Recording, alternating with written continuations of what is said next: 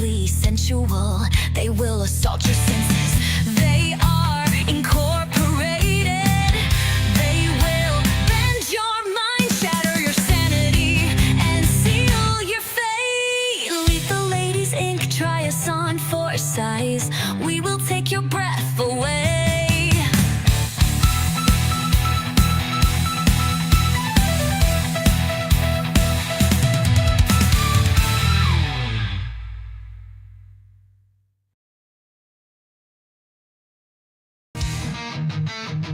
Cannon fodder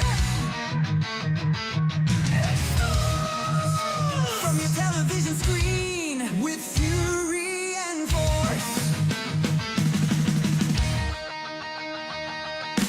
Golan and Globus are at the helm, shipping out films that don't give a damn. Strange and bizarre, comedic, insane, and even deliciously horrific. They're busting at the seams. Cannon fodder, explode from your theater screens with fury and force.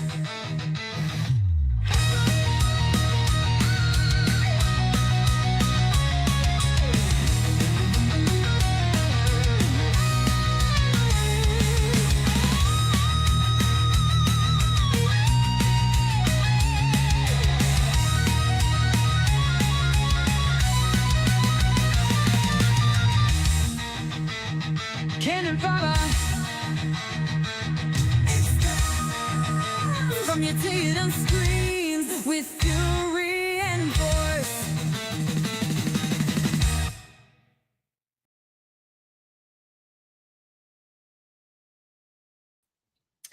Howdy, gang, and welcome to yet another edition of Cannon Fodder.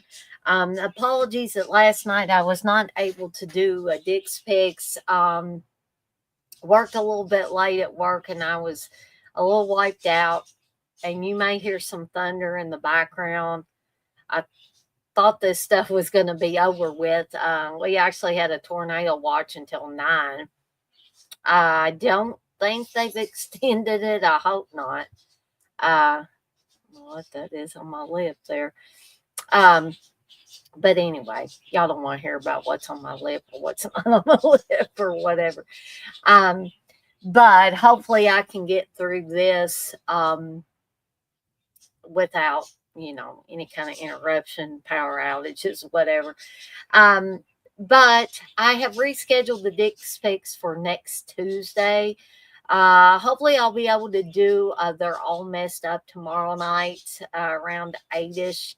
It could be later. Hopefully I'll feel like doing it. Now, like Steve has assured me that they're not going to do anything to me at the dentist. He says they're just going to take x-rays and they're going to clean your teeth. And then they'll make appointments for whatever, work that they need to do. Well, we'll see, I guess. I'm not looking forward to it because I know that, I've got a couple of chipped teeth that I know need to be taken care of. And I know y'all don't want to hear my dental issues. But I haven't been in a while. I should go every 6 months or whatever it is. But I was so literally, I'm not even gonna lie, I was never scared of a dentist ever in my life until I went to this past dentist, and they literally tortured me. And that's not an exaggeration. That's really what happened. They would keep me in the dentist chair for 4 or more hours working on my teeth. And I got so sick. One of the times that I went, I don't know if they gave me too much of the numbing stuff or what. I've also never had to have somebody shoot me up with that much of the numbing stuff in my gum. They just, kept doing it. But something made me sick, and I was sick for the next week and a half. And when I told them, that I was sick after that visit. They claimed I must have had stomach flu. I call bullshit on that, but So, needless to say, it kind of scarred me of going to the dentist, and Steve doesn't understand, but that's another story for another day. Hopefully, I'll make it through this dental visit and any subsequent visits where they have to do some work on my teeth. All right. So, anyway, we're going to get to these two movies here in just a minute or so. One More Chance and 10 to Midnight, which has Charles Bronson in it, of course, and Lisa Elbacher and Andrew Stevens. Oh, and Wilford Brimley's in that too. It seems like a lot of people are in that. But before we get to that, I just want to cover some housekeeping stuff, and then we'll get to the movies. Of course, movie roulette is in full effect. I wanted to start that off because I always almost forget about it. Sometimes I do forget about it. And how do you play movie roulette? Well, you can give a $5 or more super chat during this or any other live stream that includes watch alongs. No watch alongs this weekend, folks, but the voting is still active for the next couple of watch alongs that I will do the following weekend.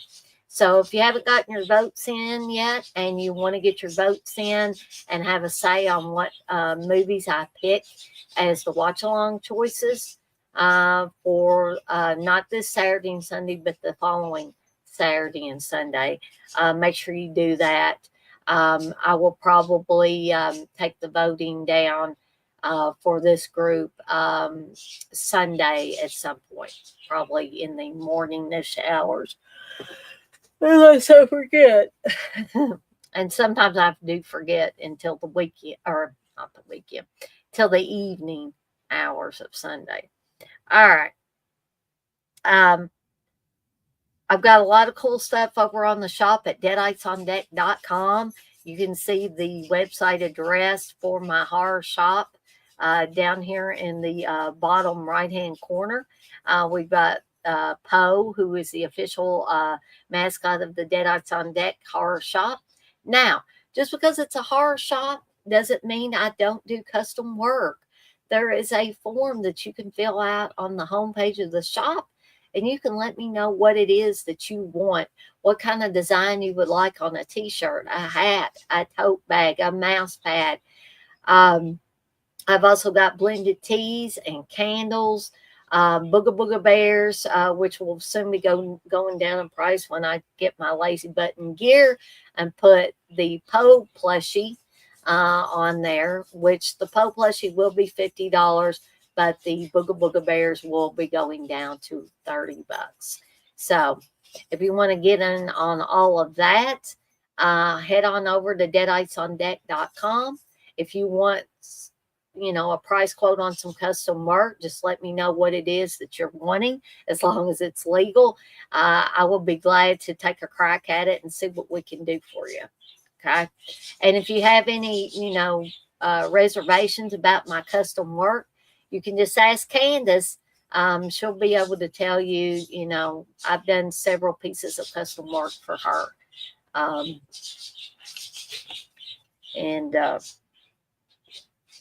So, again, no watch alongs this weekend. I'm going to try to do They're All Messed Up tomorrow night. It may be a little bit later than 8. This was supposed to be at 8, and as you can see, it's after 10 o'clock. And I know for some reason, maybe it's because other people are doing streams later, and I understand that there are certain people that you don't want to miss.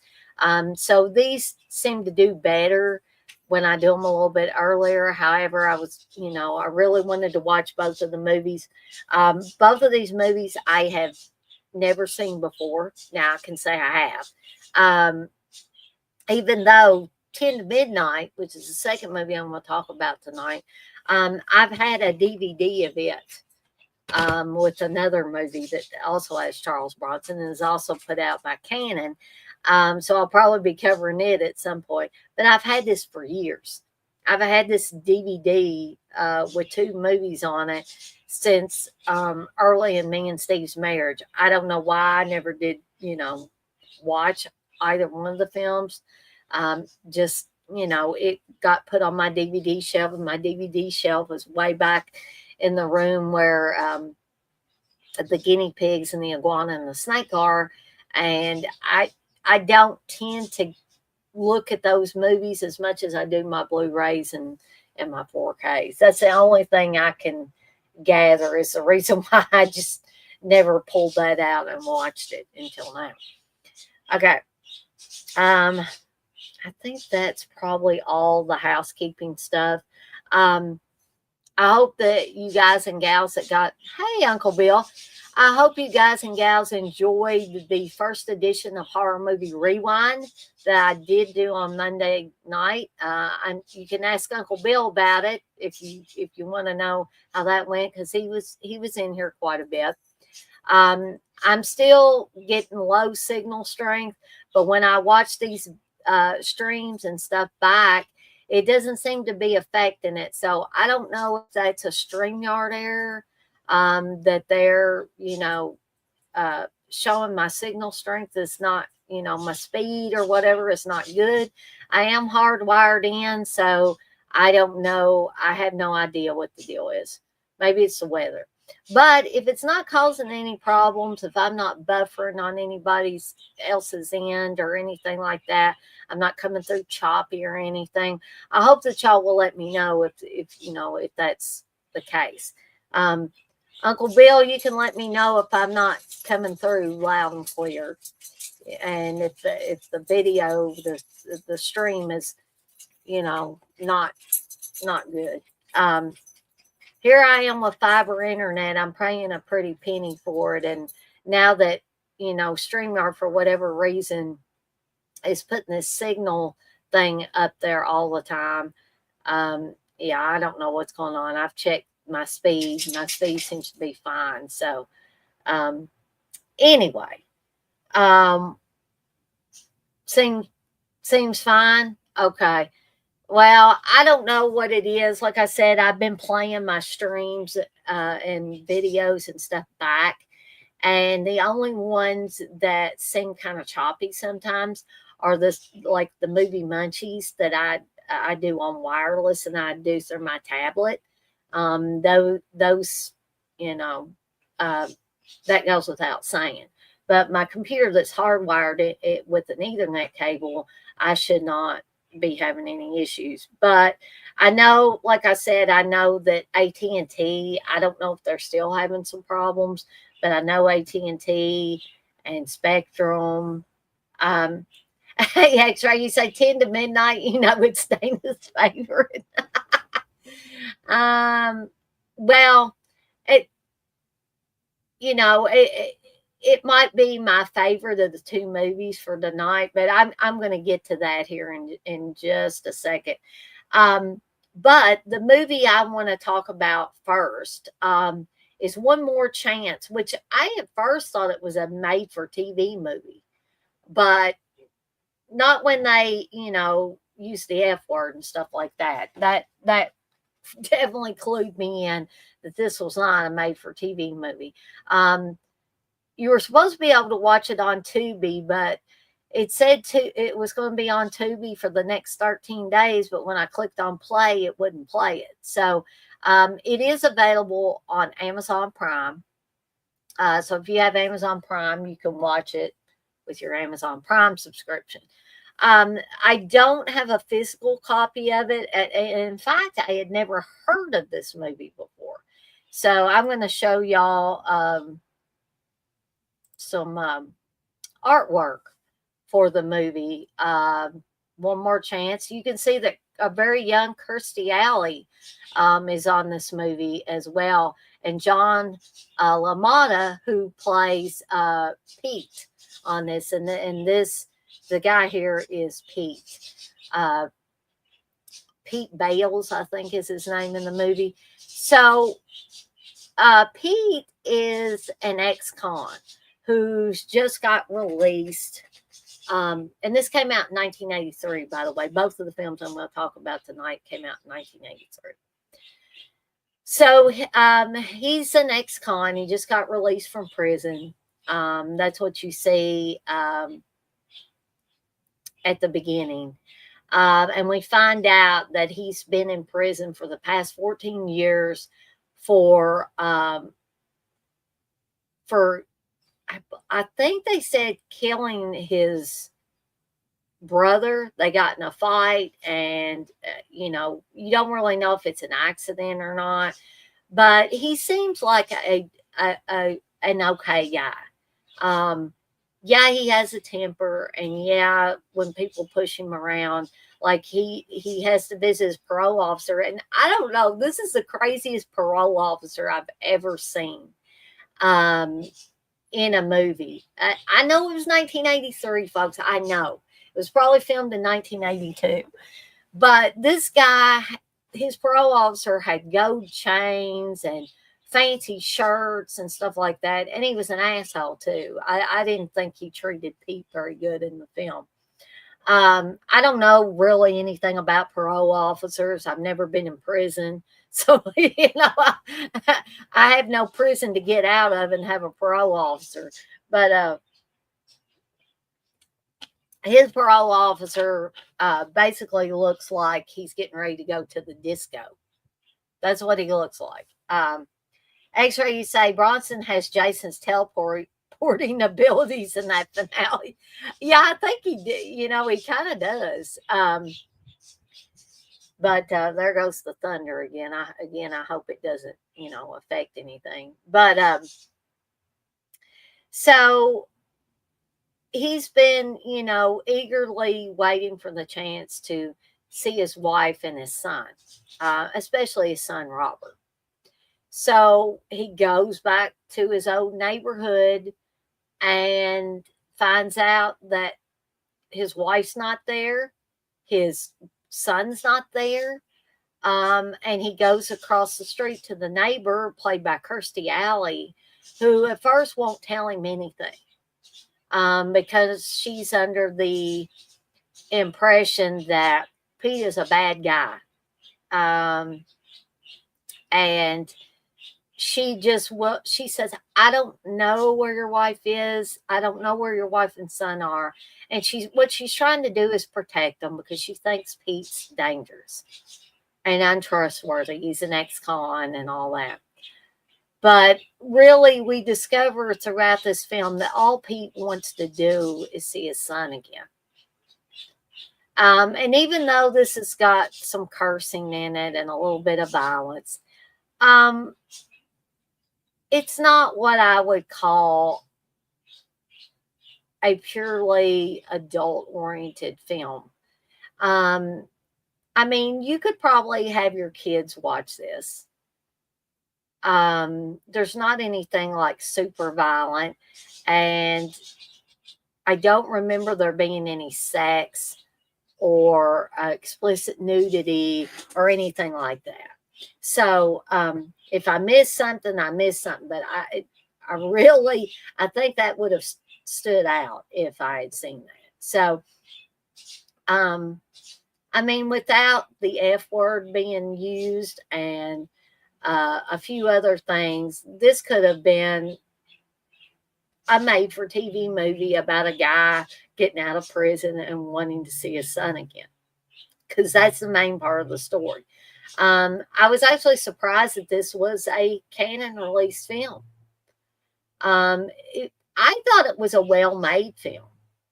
Kirstie Alley, I don't think Kirstie Alley had quite gotten her acting chops at this point, because she's a little overly dramatic in some scenes where she's talking to her husband about Pete and about Pete's wife and his son and all that. But it turns out that Pete's wife and son have moved to Phoenix, Arizona. He's living in LA.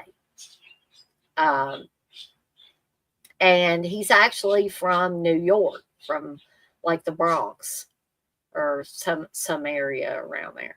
And I believe he's Jewish. And so David, Kirstie Alley's husband in the film, is a little bit of an alcoholic, I believe. He goes out to the bars, him and her not getting along, and he just, leaves one night and goes to the bar. Pete sees him in the bar, and he's obviously inebriated. Actually, you say, let's be real, Kirstie Alley played herself in everything she was in. Uh, she may very well have, and maybe at this point in her life she was overly dramatic, but I've liked her in things better than I liked her in this. I mean, as the movie went along, it was better, but in the beginning she was just yelling and carrying on and being very, very dramatic about everything. Drama queen is the phrase that comes to mind when I think about those first few scenes that she was in. Then later on, she seemed to even out and become more like a normal person than this, emotional wreck of a person that she seemed to be near the beginning of the film. But so um, David tells his wife, he's like, we why do you want to keep this from him? He's not that bad of a guy. And she's like, he's an ex-con. And she calls Pete a bastard. And I'm glad I didn't, he could have killed me today. Blah, blah, blah. Just very overly bitchy and overly dramatic about the whole situation. So Pete works hard to get a job. And at first, nobody wants to give a job to an ex-con, of course. And his parole officer manages to get him a job working nights at a restaurant washing dishes. And these two guys come up to him that he works with and, call him a faggot and say that he must have been a queen in the prison and all this stuff. And he gets really angry and he, beats this one guy up, and then, they boot him out of that job. But towards the middle of the film, he's able to find a job as a roofer. And a roofer was what he was when he was a younger man. And he knows the trade, and he shows this, I guess you would call him a foreman or whatever for this carpentry job, doing roofing. But I noticed that the guy who was the foreman for this job looked very familiar to me. Now, he may not look familiar to everybody, but I kept saying, I know that I've seen that guy. And it turns out it's Jay Ramusin. I think it's how it's pronounced. And you may be saying, who in the hell is Jay Ramusin, Dan? We don't know who that is. But if you've seen To All a Good Night, the horror movie, where there are actually two killers dressed as Santa in it, directed by David Hess, there is a sleazoid cop. He's very greasy, folks, and I'm not kidding. Who ends up, sleeping with one of the sorority girls, and he ends up getting killed in the movie. But he's the guy that plays the foreman for the roofing job. I did not know that, extra. You say Bill Lustig is related to John LaMotta. That is real. That's interesting. I did not know that. But is he like an uncle to Bill Lustig or something like that, X-Ray?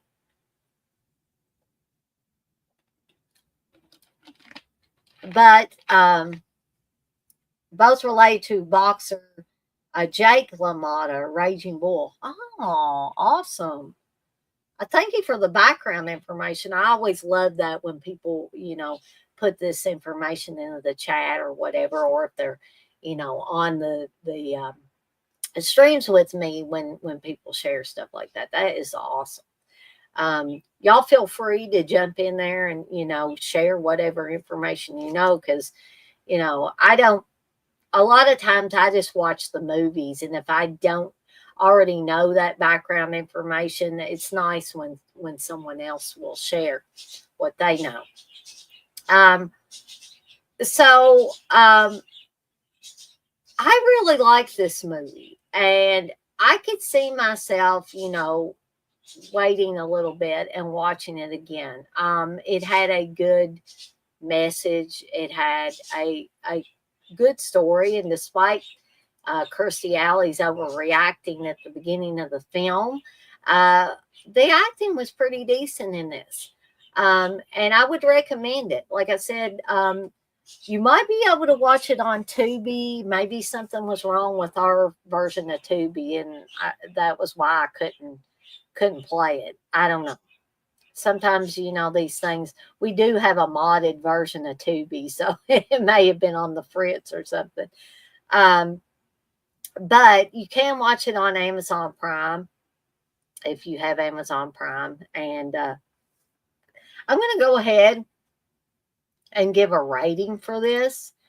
Um, and I'm not going to give it the top rating, but I do think it's worthy of 4 Deadites out of 5. I thought it was a really decent little movie. Um, Probably not going to win any awards or anything like that, and probably never did, but it is a decent film, not a horrible film at all. All right, so the next one I actually have, like I showed earlier, I actually have a DVD of this, and I'm not sure how you pronounce that word at the bottom, but I don't know if a letter is silent in it. It looks like Kingite, but I don't know if I'm pronouncing it right. Forbidden Subjects, and this was also put out by Canon, so I'll probably be covering it on a later Canon fodder. But the film I want to talk about tonight is that top film, which is 10 to Midnight. And it's directed by J. Lee Thompson. It's like I said, it's got Charles Bronson in it, Lisa Elbacher, Andrew Stevens, Jeffrey Lewis, and Wilford Brimley. And Gene Davis plays Warren, the crazy ass in this film. Kinjite, or okay, yeah, thank you, X-Ray. I never pretend to say that I can pronounce all these different things, um, but yeah, that movie I'll probably be covering on a later Cannon fodder. Um, but um, the acting left a little bit to be desired, except for Lisa Elbacher, Charles Bronson, Wilford Brimley, and Andrew Stevens. They were all good in it. But the guy that played the killer in this, um, he was a little.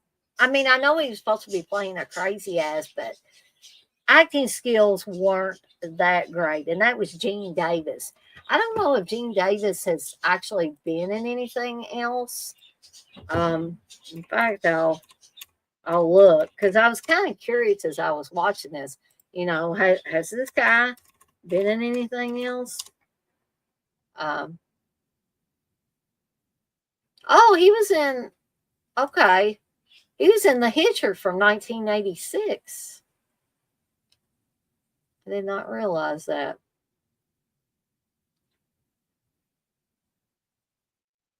Probably have to go back to. He plays Trooper Dodge. Um, Under the name Eugene Davis. He was also in The Relic. He was in Universal Soldier. He was in this movie. I was trying to see if there were any other movies that would be. He was in a Columbo TV movie.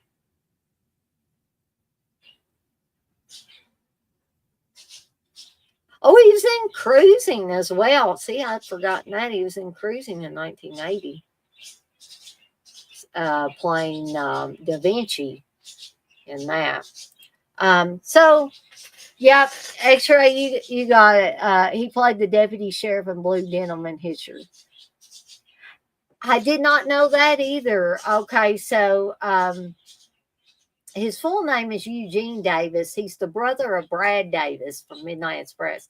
And see, I always loved Brad Davis. I loved him in Midnight Express. I loved him in Sybil. The original Sybil was Sally Field.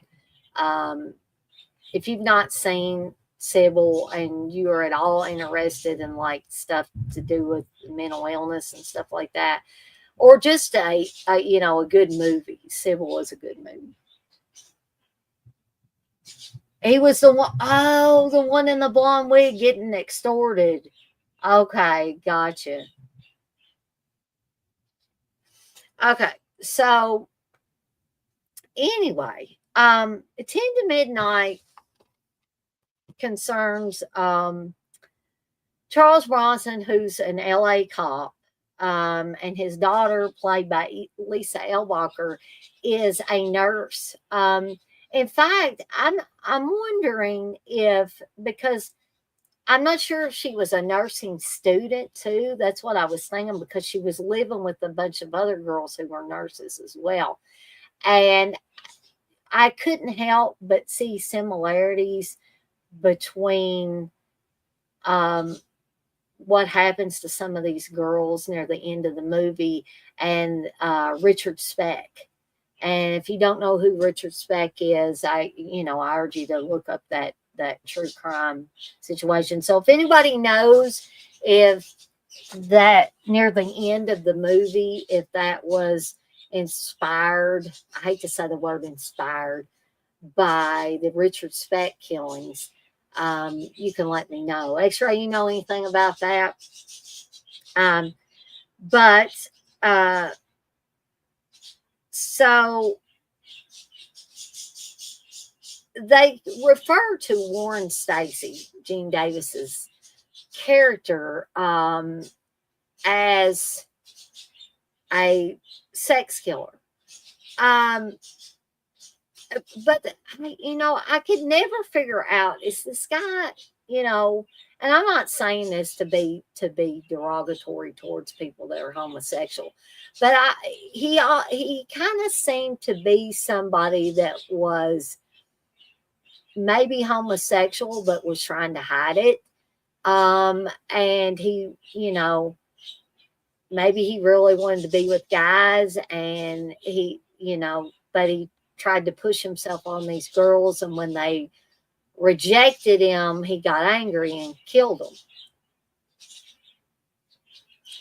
You think this movie is referencing an American Psycho book? I could see correlations between this and American Psycho as well. So and between Warren Stacy and Patrick Bateman from American Psycho. I definitely did see, some correlations, some similarities and all that, or parallels, whatever you want the case may be. But excuse me. But so what happens is when Warren gets rejected by a pretty girl, he ends up killing them. But before he kills them, and he usually stabs them with a knife, that seems to be his weapon of choice. He takes all his clothes off and kills them. But there is a point in the movie where Charles Bronson asks the coroner about one of the girls that's killed early on in the film if she was sexually assaulted. And the coroner basically says, no, there was no evidence of that. So he takes his clothes off, but he does not sexually assault these women either before he kills them or after he kills them.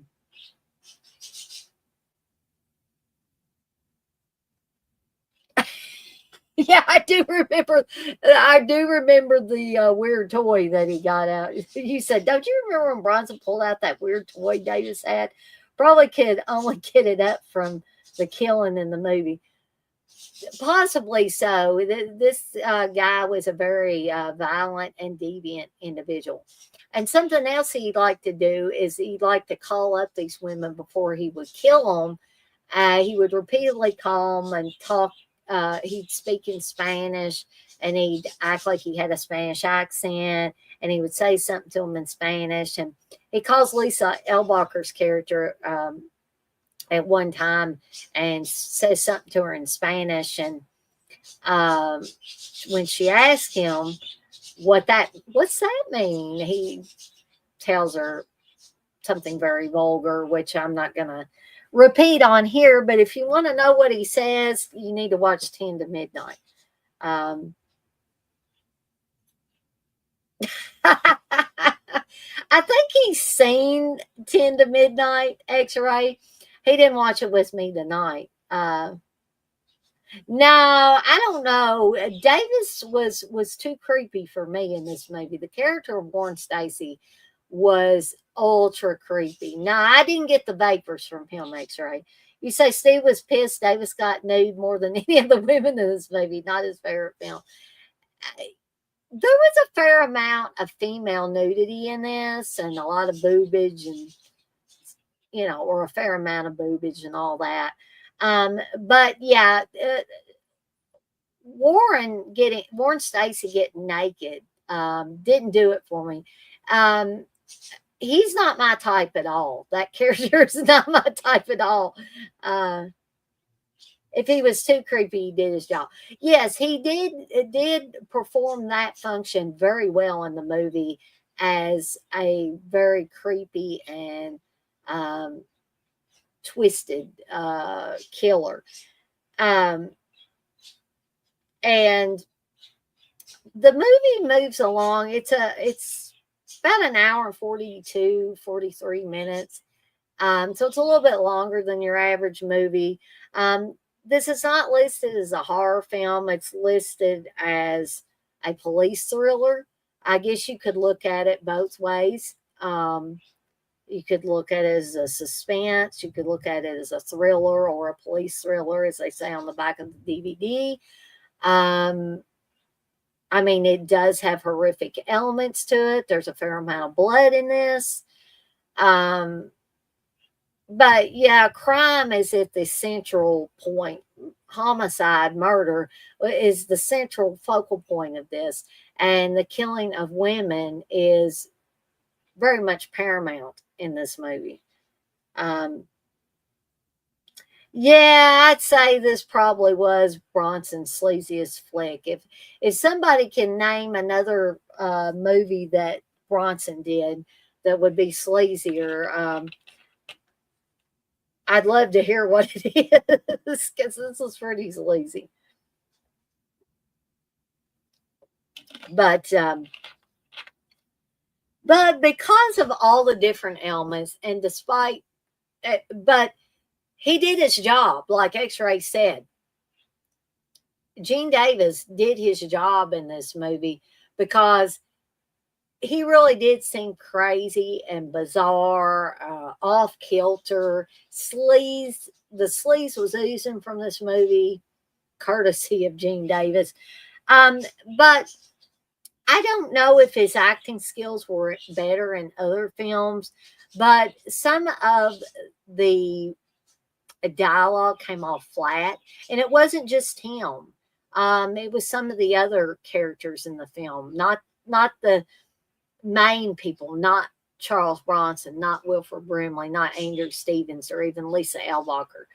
Um, but some of the, I guess, more secondary characters, especially this one girl who was the roommate and friend of the blonde that gets killed near the beginning of the film. When they go and talk to her, she's just so, her dialogue comes off as limp and not very expressive. And she seems like she's stoned or something. I don't know. Maybe she was supposed to do that. Maybe she was supposed to be like, smoking pot or something. I don't know what she was doing. But the whole movie itself was not horrible. Those were just some points that I wanted to bring up so that y'all don't, for those of you that have not seen the film and want to, might want to consider watching it, um, you're not completely in the dark about some of these things. But this is a Canon film, folks. It was put out by Canon, um, or produced by Golan and Globus. Um, has the Canon, Canon Films, not necessarily the logo, but it says, Canon Films at the beginning of it. Um, yes, I agree that he's supposed to be kind of a social misfit. I think of his performance sort of like Stephen Lack in the Scanners. I didn't think about that, but yeah, Stephen Lack in Scanners had that kind of stilted, spacey dialogue. Only Stephen Light didn't have that extra sleaze factor. I think that the extra sleaze factor piled on by Gene Davis was something that it didn't really take away from the character. It made the character more sadistic and it made him more creepy. He did a decent job. I'm not going to say that the guy did awful. He was supposed to be, as far as a killer goes, he was supposed to be the main focal point of the movie, and he did his job well in that respect.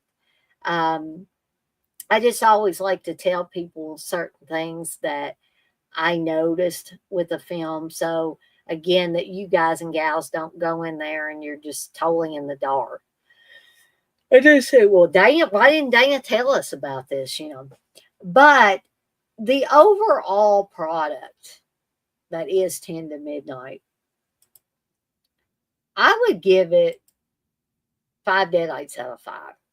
Um, it was just one deadite more than one more chance. So, needless to say, I liked both of the movies that I watched this evening pretty well. I could see myself going back and watching 10 to midnight. Not tonight or not tomorrow. I'll wait a while. But I could definitely see myself watching it again. Now, I do not know if this is available on Tubi or any of those other streaming services because I didn't even look for it because I knew I had that DVD or had this DVD. But let me see if I can, in case somebody's wanting to know where they can watch this movie. Um, so you can watch it on MGM Plus if you have MGM Plus. It is available on Tubi. Apparently, it's available on Pluto TV. You can rent or buy it from Prime Video.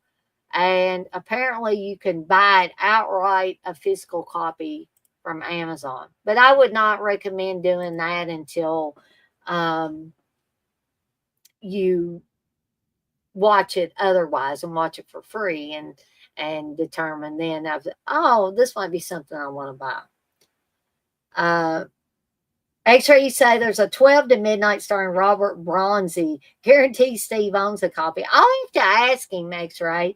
I don't know if he has ever mentioned 12 to midnight. I think I saw that. Well, I thought I did. You say it's 12 to midnight?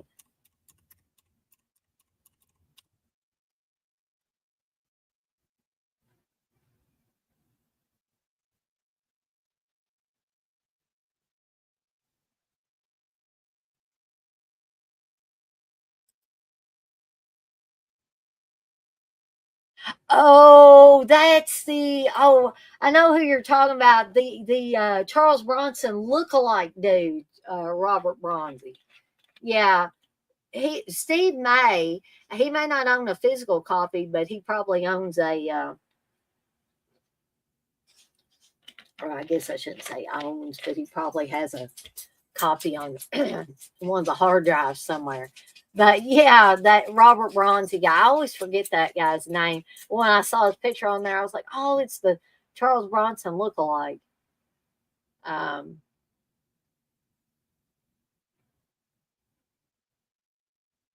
this sounds almost like a cross between, and Daniel Roebuck's. This seems like a cross between like Death Wish and um, 10 to Midnight. I wonder if that's what they were going for. I don't know.